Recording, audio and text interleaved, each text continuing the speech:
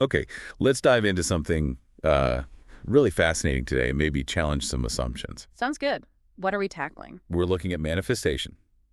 It's a topic that, often gets sidelined, maybe seen as a bit out there, or even pseudoscience. Right. It definitely has that reputation in some circles. Our main source for this deep dive is Dr. James Doty's book, Mind Magic. Ah, okay. And straight off the bat, the book is pretty clear this isn't the standard law of attraction stuff you hear about. Exactly. Not the wish for a fancy car and it appears kind of thing. No, it's framed very differently, much more grounded. And what I find really compelling is the author himself, Dr. Doty. He's a neurosurgeon, neuroscientist. Brings all that scientific weight to it. That's a crucial piece. But it's not just the science. He weaves in this incredibly personal story, like serious hardship growing up, spiritual practices. He's even worked with the Dalai Lama. Yeah, that mix of, rigorous science and lived experience, including real poverty and loss, it just gives his perspective a different kind of depth. It's not just theory for him. It feels like it came from a place of real need, almost, finding agency when things felt chaotic. Absolutely. And he anchors it in this story from his childhood, this encounter in a magic shop. That's kind of the foundation. So our plan here is to unpack manifestation through that lens, looking at the neuroscience, how it connects to our own brain's power. Right. It's really about understanding how you can maybe reclaim some inner power to shape your life by working with your brain. Using the brain's ability to change and heal itself. Exactly. Neuroplasticity, basically. Manifestation as neuroplasticity in action. Okay, so where does the book start us off? Yeah. With his own story, right? Yeah, it begins there. Tough childhood, real poverty, alcoholic father, mother dealing with depression, just feeling like life was messy, uncontrolled. Yeah, he talks about the shame of eviction, sitting on the curb. You can imagine how helpless that must feel. Definitely. That kind of chronic stress, it leaves marks psychologically and even, physically on your nervous system. But then there's this pivot. He wanders into a magic shop. Right. And meets this woman, Ruth. And she doesn't teach him card tricks. She teaches him what she calls real magic. Which turned out to be, what? These techniques. Things like relaxing his body, quieting his racing thoughts, opening his heart, connecting with compassion, and then visualizing what he wanted very clearly. Wow, so long before he knew the neuroscience terms for it. So exactly. He was learning practices that directly influence the nervous system, influence brain function. His first lesson in, conscious neuroplasticity. And her kindness itself was probably healing. The powerful starting point. And the book uses it to push back against common ideas about manifestation. Right away, it tackles the misconceptions head on.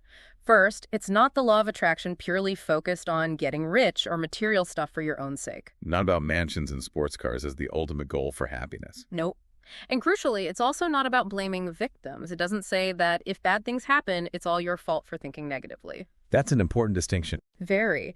And while you might hear manifestation talked about with, astrology or tarot, Doty argues this approach is grounded in cognitive neuroscience, brain networks, things we can actually study. So definitely not passive wishing or some kind of get-rich-quick scheme. Not at all. Okay, so if it's not those things, what is manifestation, according to this book? It's framed more as cultivating a really strong belief in what's possible, a path toward a life with meaning and purpose, not just fleeting pleasure. How? What's the mechanism? It involves consciously, intentionally embedding thoughts, images, and importantly, feelings of the life you desire into your subconscious. And the book stresses that this isn't just for privileged people. It's available to everyone. Potentially a way to move beyond difficult circumstances. Yeah, it's presented as radically equitable in that sense. Fundamentally, it's about tapping into your brain's built-in capacity to change that neuroplasticity again. But it takes work. Oh, yeah. Conscious effort. You have to direct your attention, understand a bit about your own physiology, face your own mental blocks. Okay, so let's get into that. If we're reframing it this way, as an active internal practice, where do you begin? Step 1 in the book. Step 1 is reclaim your power to focus your mind, your attention. And why is that so fundamental? Well, think about the statistic the book mentions. Your brain takes in something like 6 to 10 million bits of information per second. It's just flooded. Okay, that's a lot. And how much do you consciously process? Maybe 50 bits? 50. Wow. So almost everything is handled subconsciously. Exactly. Which means our default wiring favors, well, inattention and just running on autopilot, not deliberate, focused choice. Right. We're built to filter almost everything out. Like trying to hear a whisper in a hurricane. Pretty much. And the book introduces some key brain networks involved in managing this. There's the salience network. Think of it as the brain's bouncer. Okay. Decides what gets past the velvet rope into conscious awareness. You got it. It scans all that incoming data and flags what seems important. And crucially, it flags things based on what we value, often based on past experiences or strong emotions. And if that network isn't working well. Well, dysfunction there is linked to things like anxiety and depression. Your filter might be stuck letting in only threats or negative stuff, or just amplifying noise. So a key part of manifestation would be training that salience network to recognize things aligned with your positive intentions. Precisely. Then there's the attention network that helps you actually focus on what the salience network flagged and tune out distractions. Makes sense. And the central executive network, or CEN, that's like the brain's CEO, handles planning, decision-making, working memory. It's active when you're really engaged in a task. Okay, CEO, bouncer, focus manager. What about the default mode network, the DMN? Right, the DMN is more active when you're mind-wandering, resting, thinking about yourself, the past, the future, that internal chatter. And the book says its activity goes down when you're in flow. Yes, which suggests that getting out of that constant self-referential loop is important for focusing on intention and action. The book uses that famous invisible gorilla study, right?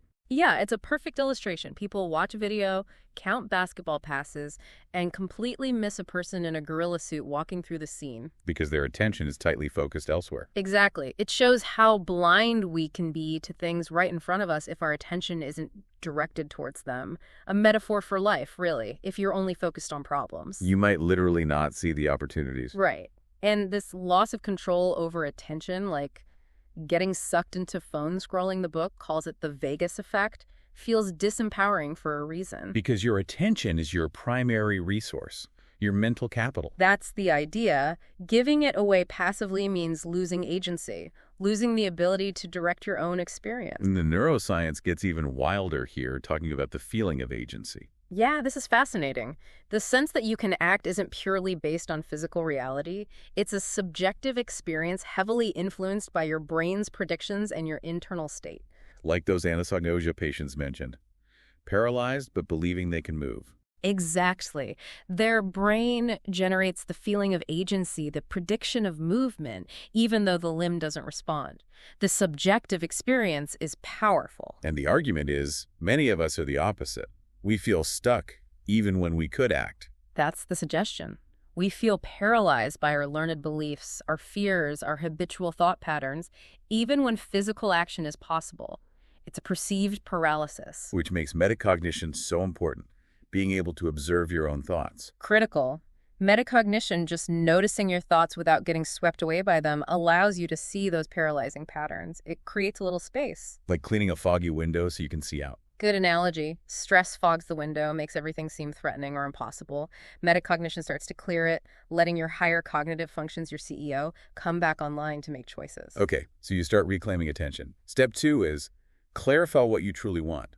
Sounds simple, but maybe it's not. Right. The book really emphasizes digging deeper here. It draws on research distinguishing different kinds of well-being. Like hedonic versus eudaimonic. Exactly. Hedonic happiness is about pleasure, comfort, getting stuff, feeling good right now. Eudaimonic well-being or meaning is about purpose, growth, contribution, feeling connected to something bigger than yourself. Yeah, the book shares that striking genetic study. Yeah, this blew me away. People who reported high levels of hedonic happiness but low levels of meaning showed gene expression patterns similar to chronic adversity. Seriously.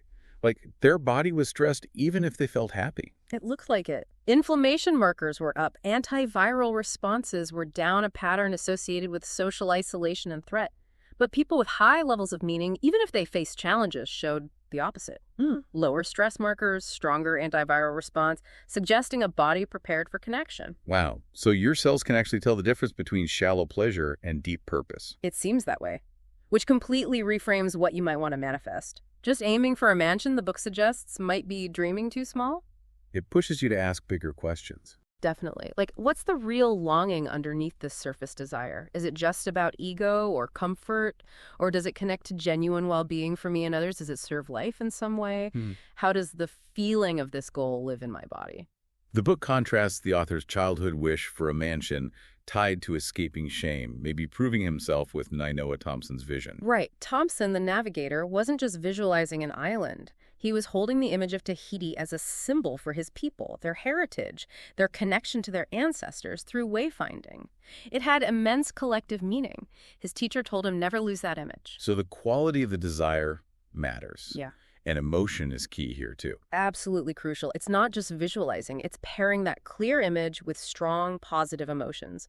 Joy, gratitude, connection, purpose. And that's not just positive thinking, it's brain science. Yes, it's about value tagging. That strong positive emotion signals to your brain, especially that salience network bouncer. Hey, this is really important. Prioritize this.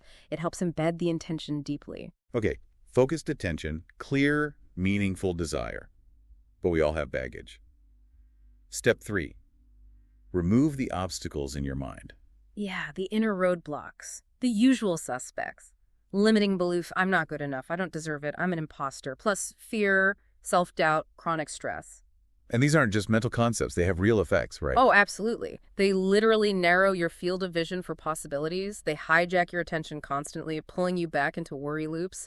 And stress hormones like cortisol actually impair your prefrontal cortex, your CEO, keeping you stuck in survival mode. The book links these often to learned patterns from the past. Yes, often protective mechanisms from childhood that just aren't helpful anymore. Doty shares his own experience of the inner critic roaring back when he lost his fortune, dredging up old feelings of inadequacy tied to his childhood poverty, not just the financial loss itself. So how do you deal with these deep-seated obstacles? The book talks about the fear system. Right. It mentions the amygdala, the brain's quick response threat detector, and how it triggers the sympathetic nervous system, SNS, fight, flight, or freeze. Ancient wiring.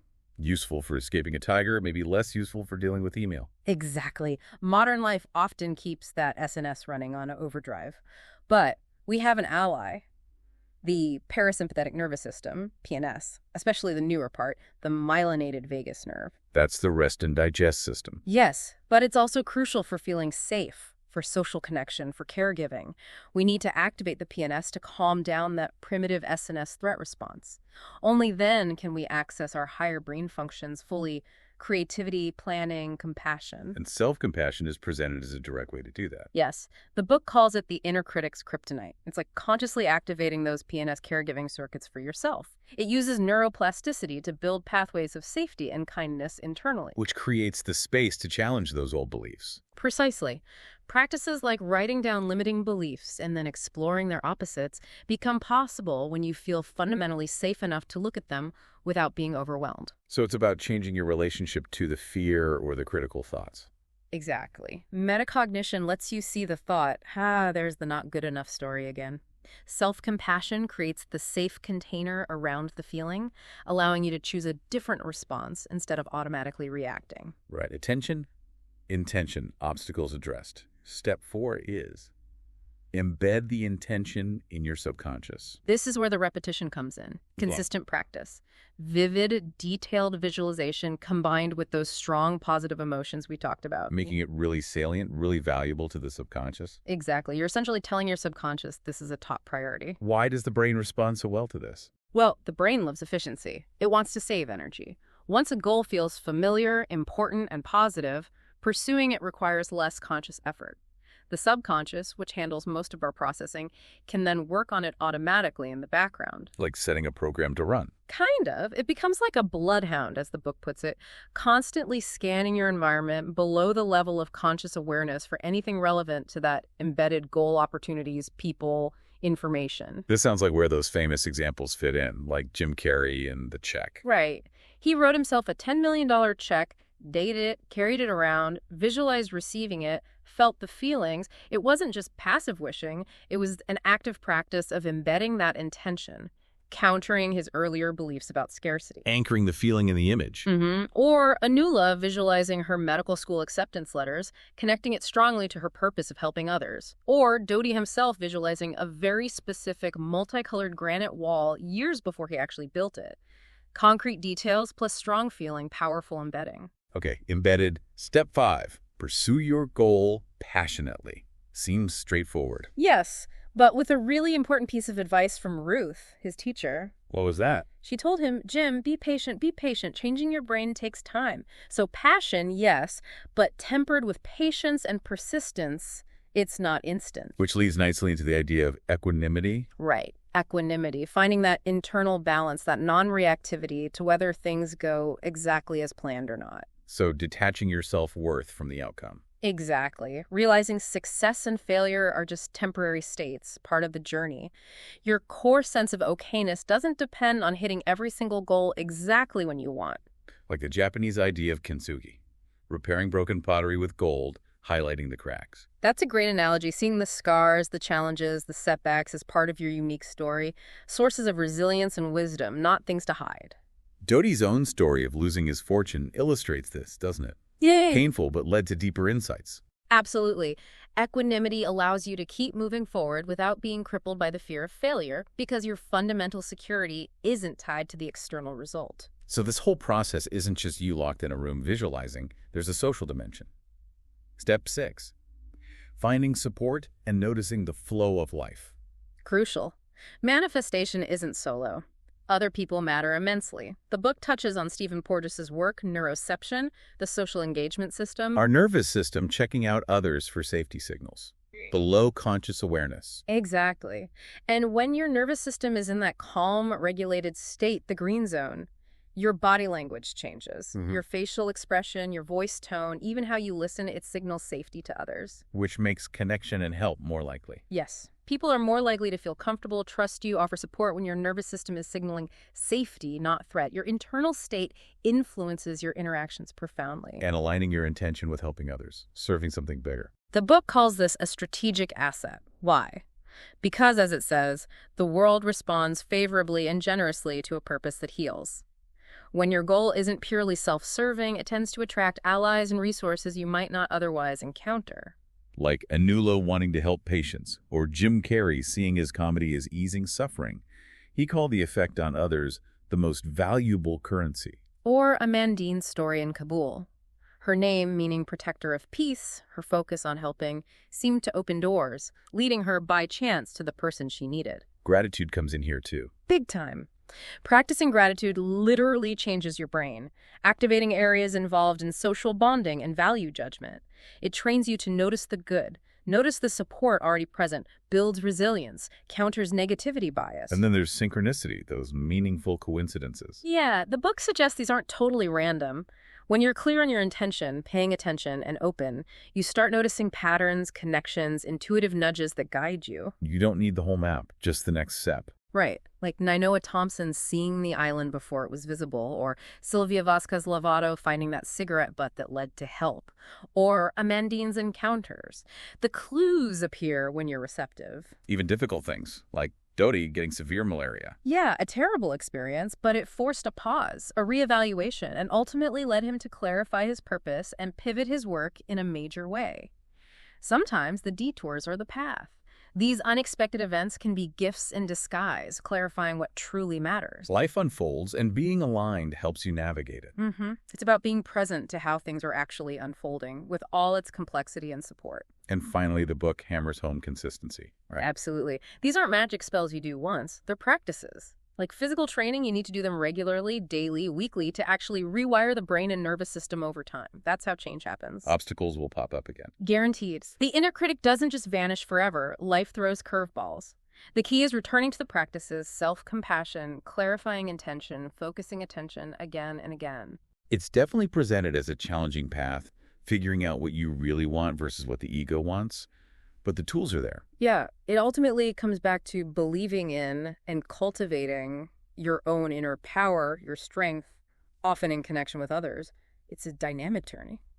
So wrapping up this deep dive on mind magic, the big shift seems to be manifestation isn't so much about controlling the outside world directly. Right, much less about that. And much more about mastering your inner world. Yeah. Your attention, beliefs, emotions, your alignment with purpose. Exactly. And the neuroscience provides a kind of how-to manual, understanding the brain networks, the nervous system, neuroplasticity. It explains how shifting your internal landscape can genuinely change your perception, the opportunities you notice, how you respond, and ultimately your life experience. And there's that powerful message about challenges. That pain, setbacks like Doty's losses, or just everyday struggles, they aren't just things to get rid of. No, they can become sources of wisdom, of insight, like the gold in the kintsugi repair, making the piece more beautiful and unique. It really leaves you thinking about the difference between, say, manifesting the outer symbols, the big house, the fancy job title, versus manifesting a deep internal experience of maybe safety, belonging, connection, warmth. And the book seems to suggest that focusing on cultivating that inner state. Might be the most powerful manifestation of all. Yeah. And ironically, it might make those external things either flow more easily or maybe just matter less in terms of your fundamental well-being. It makes you wonder if the journey itself, with all its twists and turns, the people who help along the way, is actually the real point. Maybe more than reaching some final destination. That's a great way to put it. So maybe a final thought to sit with, inspired by the book. Consider your life right now as the fertile ground for whatever you hope to grow next. Just take a moment, maybe later today, to observe without judgment. What are you already manifesting? How is your current inner world, your thoughts, your feelings, your focus, shaping your experience right now? And what's one tiny shift you could make, even just in your attention, that might begin to change the soil?